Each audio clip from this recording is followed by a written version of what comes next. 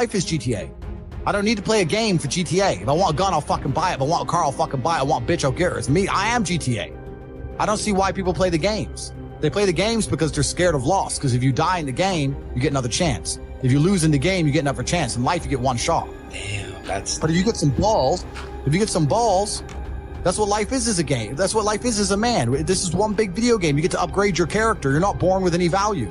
All these women that you just put me on with are born with value. They're pretty already. They're gorgeous already. They're good looking enough. Even if they're a 5, someone's going to give a shit they exist because someone wants to fuck them. As a man, if you don't make yourself valuable, you have no value.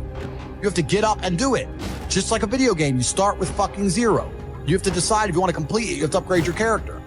So I find it amazing that men are going to play video games and fuck about and waste their time instead of upgrading their character. Everyone knows what to do. You know what you have to do. You're right. If you had to become the most dangerous, intelligent, respectable man on the planet, you know you're supposed to go to the gym. You know you're supposed to train, learn how to fight. You know all these things.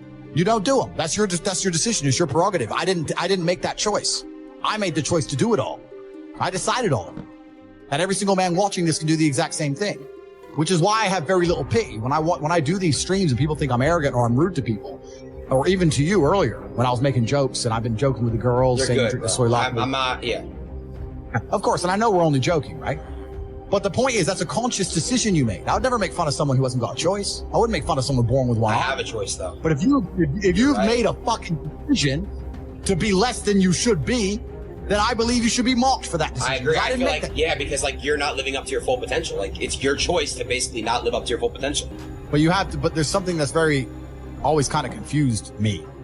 When I tell people that you are the sum of the 5 people you spend the most time with, everyone agrees. They go, yeah, that's probably true. The 5 people you spend the most time with, that's what you're going to end up like. They say, yeah, that's true. And then they continue to hang around with people who they don't want to be. Why? There has to be a point. There has to be a point where you sit and go, okay, you're my friends, etc., etc. I love you guys. Yeah, we can talk, whatever. But I'm on a different life path. You have to leave some people behind. You wouldn't want to be, if you were to come hang out with me and you were in a room with me and my 5 friends, you'd feel self-conscious. You're right. You don't feel self-conscious with your friends. Because you only surround yourself around people that are on like your level of like. I'm with killers. We're fucking monsters. If you were to come hang around with me and my crew, you would be self-conscious, and that self-consciousness would motivate you, or they would certainly instill the discipline required for you to change. You don't feel self-conscious amongst your peers. That's why you don't change. If you were to get in a room and you're the only person who ain't a fucking monster, you'd want to become a monster. That's life. That's humanity. So I say this to people all the time. If you know you're the sum of the 5 people you hang around with, why you hang around with people you don't want to be? Nah, it's true, bro. I'm gonna tell you why, right? I was, do you know who I Show Speed is? No. He's this other creator that's like obviously like in my space.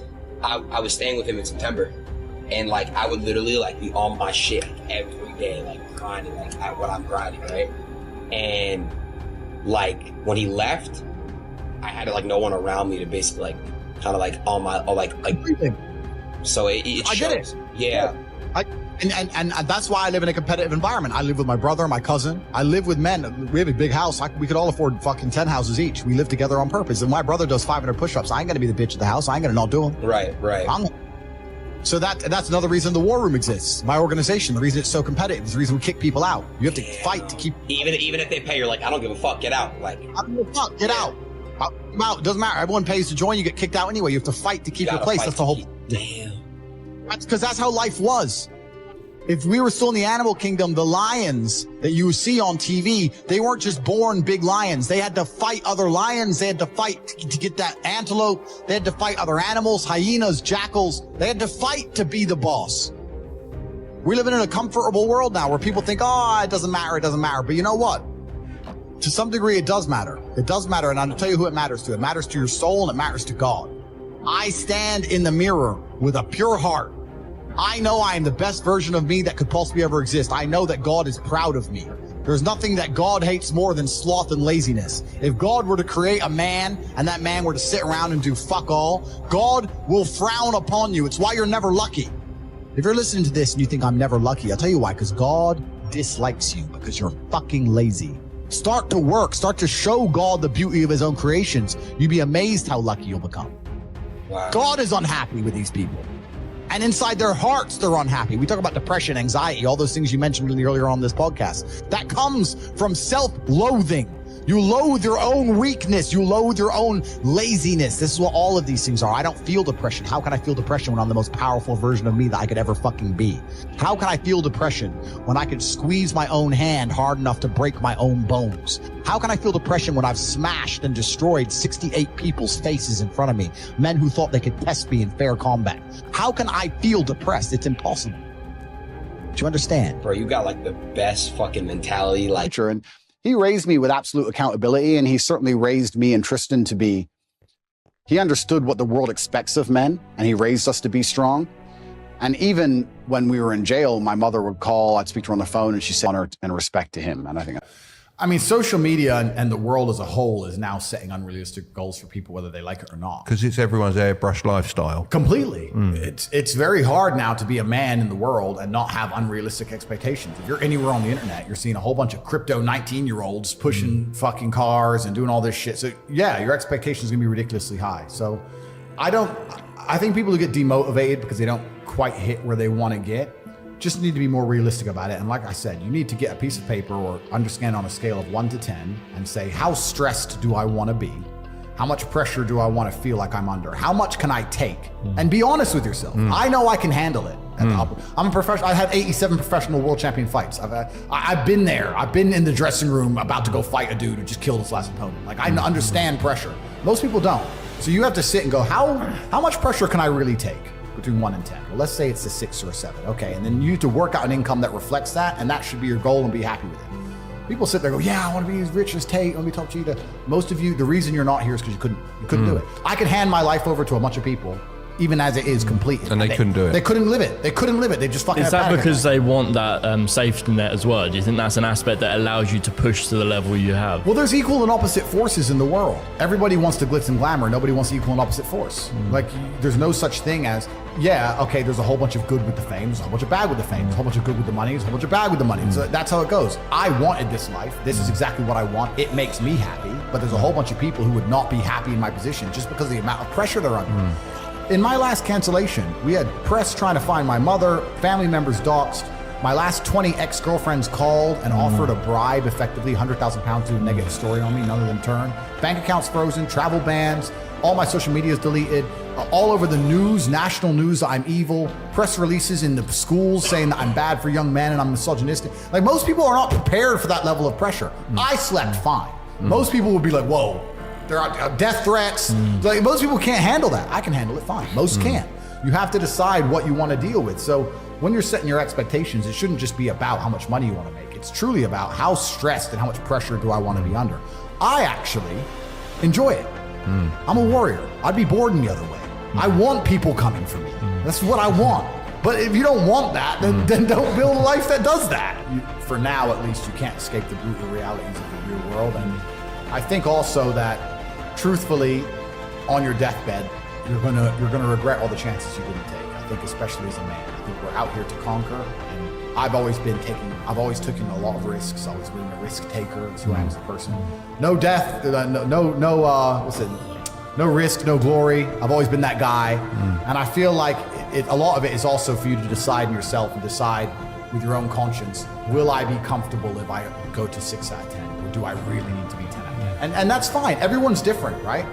But yeah, I think you should set the goal that you're truthfully prepared to live that lifestyle. Everyone can be a better version of themselves. Well, everyone can be a better version of themselves completely, and it's down to the 3 things I said earlier: stupid, lazy, arrogant. I think most people are just too arrogant to learn. And I'll give you an example of it. I'll give you an example of why people are too arrogant to learn. Let's forget about selling products. On my website, cobratate.com, I have an email list. It's completely and utterly free. I am a billionaire. I'm sitting here telling people how to make money. Anyone who's listening to this is watching, and they obviously find me entertaining. They find you entertaining. They understand we're knowledgeable. I will tell you how to make money, and I will give you knowledge and advice via email for free each day. There are people who will sit and watch this knowing that and still not sign up. Explain that to me. They're like, how could you sit and go, this guy's smart, he's entertaining, he knows things, he has a free email list. I am too lazy to type in or arrogant to sign up for free. It takes 6 seconds. And they still won't do it. Of the 1 million people who watch this, half of them will sign up and half of them won't. And the half that don't will still be like, I'll get rich one day. No, you fucking won't. You're a dumbass. So if a man isn't rich, can they be deemed as successful? Completely. You have to decide. Yeah, it depends. There are people who are dedicated to surfing and they live in a tent in Bali and they surf every day. And love every minute of And it. they smile. That's fantastic. You have to decide what you want in life. I want to conquer the world. And if you're going to conquer the world in the modern society we live in, that's going to be a fiscal conquer. That's what you're going to do. You're going to make a bunch of money. How else are you going to conquer the world? That's what I wanted. You have to decide what you want. And it's different folks for different strokes. And it takes a lot of different kind of people to make the world go round. But if you truly want to conquer the world, you're going to end up wanting a bunch of money because that's the way to do it. That's the way to do it. So you have to decide the life you want to live, right? So if you had a teenage son, what would be the one piece of advice you'd give him to break through the matrix and achieve success in life, whatever that is for him? I'm actually genuinely worried about my children because I grew up so broke and they're going to be so fucking rich. It is a worry, isn't it? It's a worry because you're a different man when you have no safety net. You're a different man when you have to pull it off. No, I need to. No, I literally have to pull this off. I have to roll the dice. Most men don't understand what it feels like to roll a dice and you have to get a 6. They go, what do you mean you have to? No, I have to get a 6. Yeah. Oh, but what if you don't? No, I have to get a 6. You're not understanding me. So that's extremely character building. And for that reason, I'm going to make sure that my children, another thing that comes with it, I took a bunch of risks that I would never be comfortable with my children taking because this is the problem. You go soft, right? Yes. I was riding around on a motorcycle with no insurance, running from the cops. And Yeah. I could have been splattered on the road. And I would never want my son to do that. But at the same time, I want him to be like me. Yeah. So it's difficult. It's hard. I can never be poor. My skill set, the people I know, my phone book, my reliability, my reputation. You could take all of my money today. I'll be a millionaire again in 2 weeks. I can call people and say, lend me 10 mil. Oh, that's tight. I can call people. I know people. I have a place I can go. I'm good at speaking. Like once you have those lessons and once you have that network and once you have those things built, you can't go broke. You really can't. You get to a point of life where the only way you could go broke is if you become a drug addict or something ridiculous. But yeah, so the lessons are very, very important. Yeah. I want to make it clear because these last few years, people skipped all of them. Even if they have a little bit of money, they have none of the lessons, and they're going to suffer. The universe will teach them a lesson, for sure. And I will. And there's going to be a point when I'm definitely going to slow down. But it's almost second nature to me. It's not a conscious thing. If I'm awake, I don't see why I wouldn't be doing something constructive. I'm conscious now. I've woken up. I'm either in the gym or I'm working. What else am I going to do besides turn my brain off in front of Netflix? It's just all clown world to me. If I'm awake, it's work or training, and that's how I've always lived, and that's just how I'm going to live as long as I can. If I get to a point where I fully need to slow down, then watching content can be a double-edged sword. You can learn a bunch of things, and everyone at home here, I like to feel like they're getting value when they're learning things.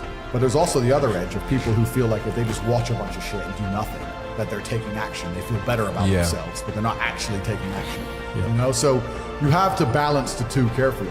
Ultimately, it's going to be action that shapes your world. Ultimately, you're going to have to do something. So if you're watching something, you should be very conscious of what it is. I mean, I've created my reality, absolutely. I've cut out all bullshit. I don't have TikTok installed on my phone, man. So I don't have anything. I don't have anything installed on my phone. I don't absorb any bullshit, fucking random entertainment. I don't watch any podcasts of anyone else. Like nothing. I don't need to. If you're a normal person, you're working a normal job, you're making $4,000 a month, and you pay all your bills, and you're left with $1,000 a month. And then in your spare time, you're worried about how to spend that or how to invest that $1,000 a month. Right.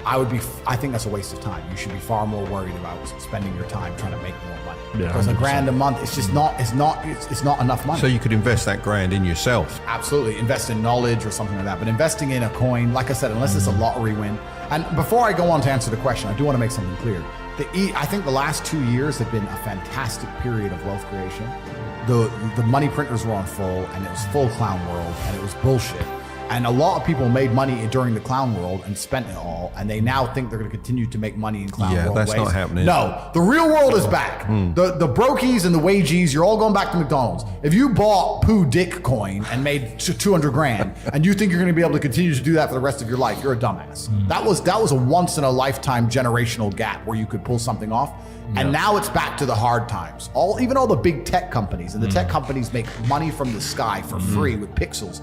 They're cutting staff. staff. If they're cutting staff, then it's really hard. It's going to get very difficult to make money now. So a lot of the dumb shit is over. In terms of how to make money in the world today, it's hard. I think that the world is changing into an economy which is to a degree based on attention. I think you need to find a way to get attention to you and who you are, your product or your service, and find a way to monetize it. So the easiest way to do that is to have some knowledge.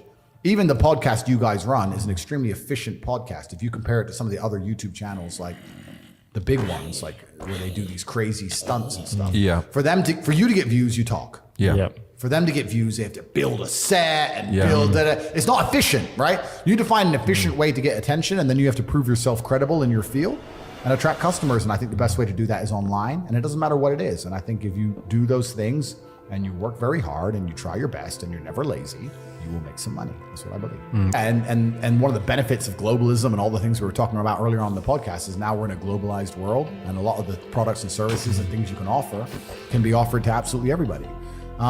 So inside of my, don't want to do a plug, but I will, but inside of our university, we teach a bunch of things. We have 18 modern wealth creation methods, but they're all based on online. I think online, it's not groundbreaking to say the internet's here to stay and it's the future. And I think that whatever business you're in, you need an online presence to it.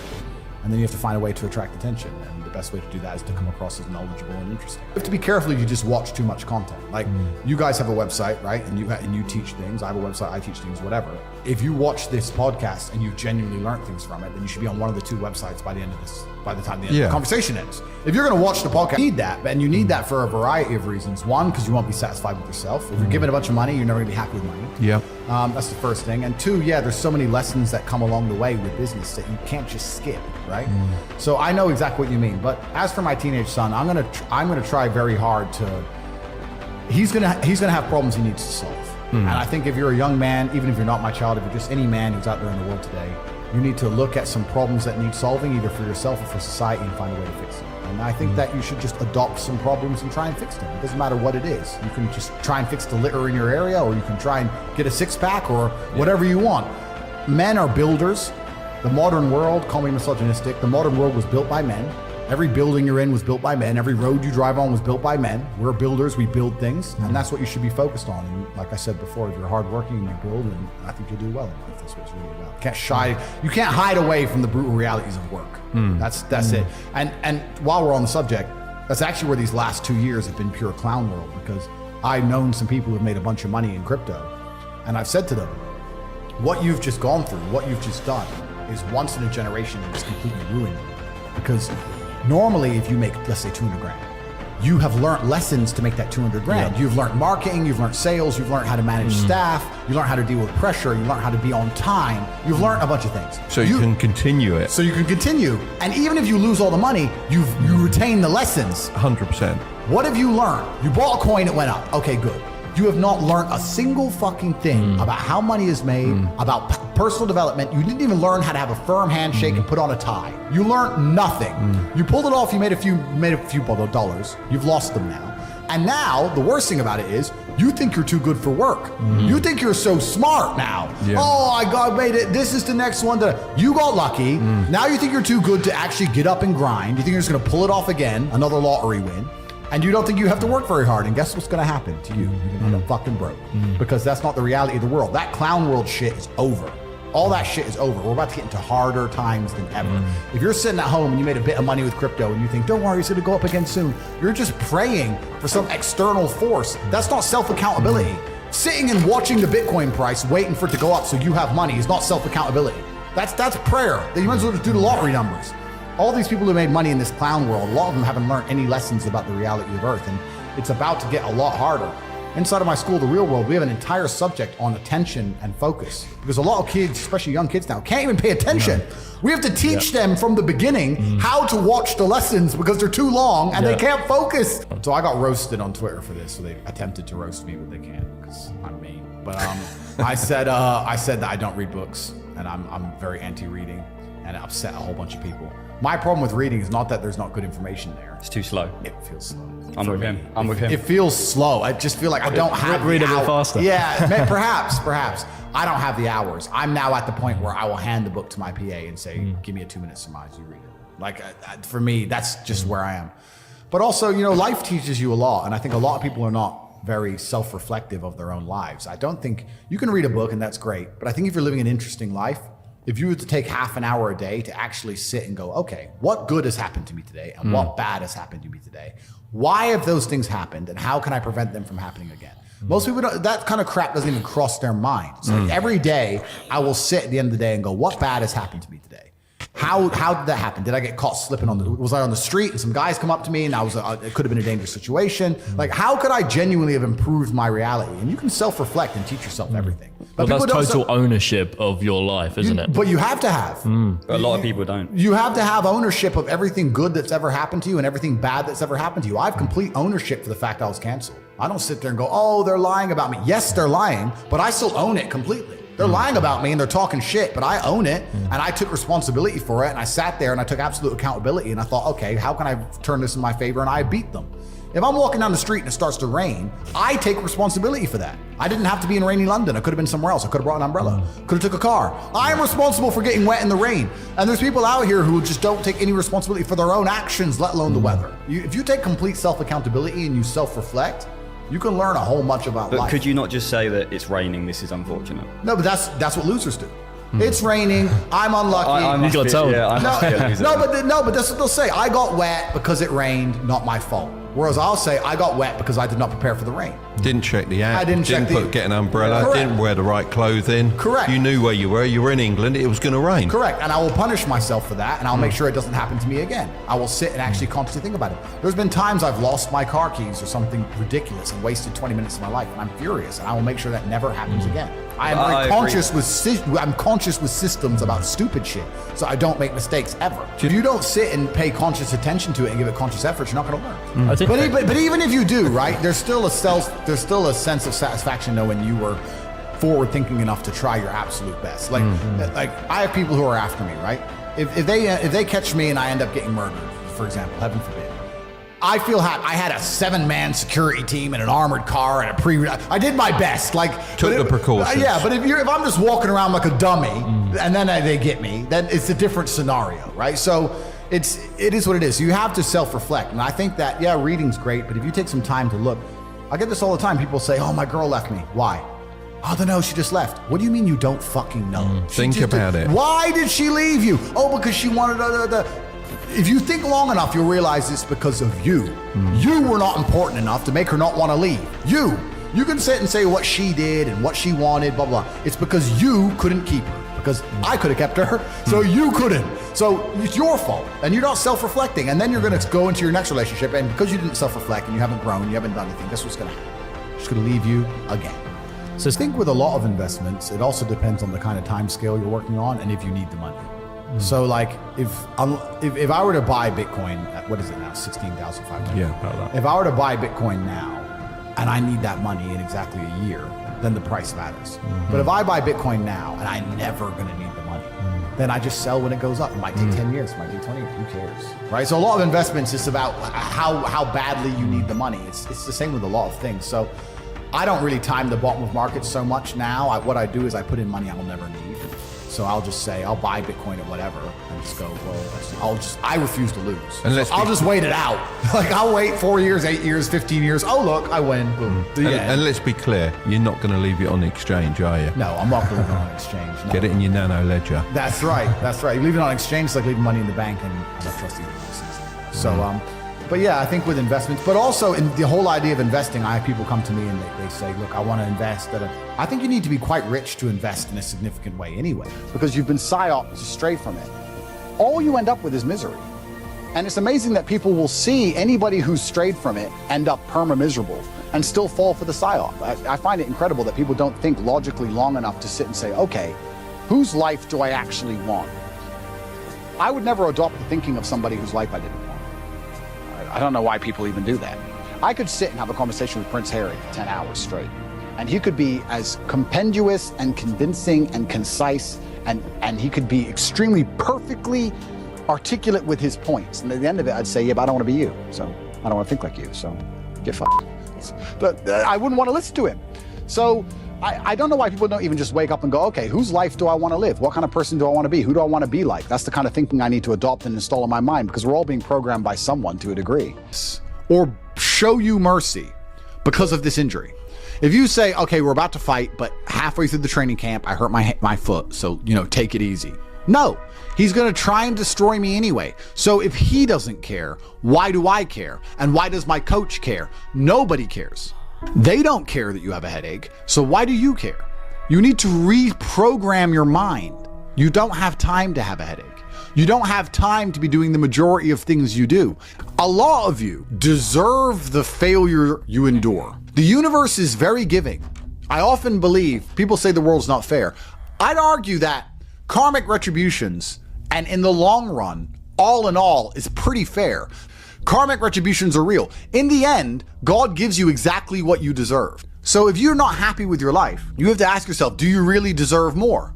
Have you really tried 100% of the time? Did you ignore that headache? Are you as competent as you could possibly be? Have you given 100% every time you've done anything? No. You deserve what you have. You deserve your mediocrity because you're an average person. You want a Lambo and these women and a boat and whatever else you want because you see it on Instagram, but wanting something and deserving something are very different things. If you truly deserved it, you'd be working for it in a way that ensures it would be given to you by the universe. Every single thing I've ever wanted, I have got. Maybe not instantly, maybe not easily. In fact, certainly not both. It was always difficult and it always took time, but I really wanted them, so I always got them.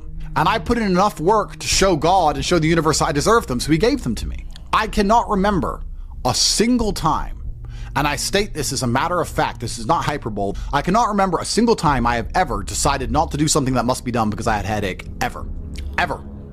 It is easier if you enjoy it, because you do not struggle with lack of motivation or lack of interest.